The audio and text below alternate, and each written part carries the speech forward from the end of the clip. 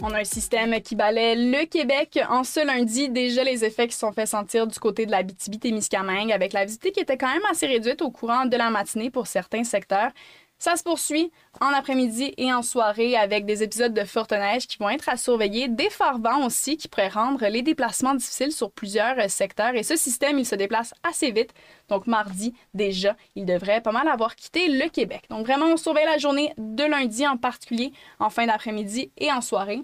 Pour des régions comme Montréal, comme l'Estrie, les quantités de neige sont pas trop élevées. Donc ça devrait pas être trop pire pour le retour à la maison. Mais pour des secteurs comme la Capitale-Nationale, le Saguenay, la Chaudière-Appalaches, le Bas-Saint-Laurent et même certains secteurs des Laurentides et de la Naudière, le retour à la maison pourrait être difficile parce qu'on attend justement ces épisodes de forte neige combinés à des forts vents, ce qui pourrait amener des conditions de blizzard sur les routes. Donc, pour qu'on puisse appeler ça du blizzard, il faut que ça réponde à 3 critères, le critère des 4-4-4. Donc, il faut que ça dure pendant 4 heures au moins.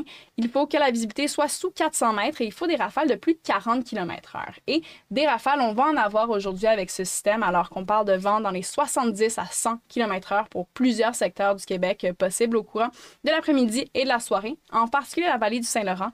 Donc, avec ces forts vents, bien sûr, justement, des bourrasques de neige, des conditions de blizzard possibles, difficiles sur les routes. Mais on surveille aussi le risque de voir des pannes d'électricité au courant de la soirée, des chutes de branches, des arbres qui pourraient être endommagés par les forts vents. Et on va porter une attention particulière à la région de Montréal où les vents vont être particulièrement forts de ce côté-là. On parle de rafales qui pourraient dépasser les 100 km/h par endroit. En région de Montréal, mais aussi un peu du côté de la Montérégie, certains secteurs de l'Estrie. Donc, ce sera à surveiller. Et c'est pas seulement l'intensité des vents qui vont quand même être assez élevés, mais aussi la durée, alors qu'on parle de fortes rafales quand même sur une période de plusieurs heures au courant de la soirée de lundi. Donc, ce sera à surveiller de ce côté-là. Et au final, avec le passage de ce système, c'est quand même une bordée possible pour certains secteurs, avec entre autres jusqu'à 30 cm possible du côté de la réserve faunique des Laurentides.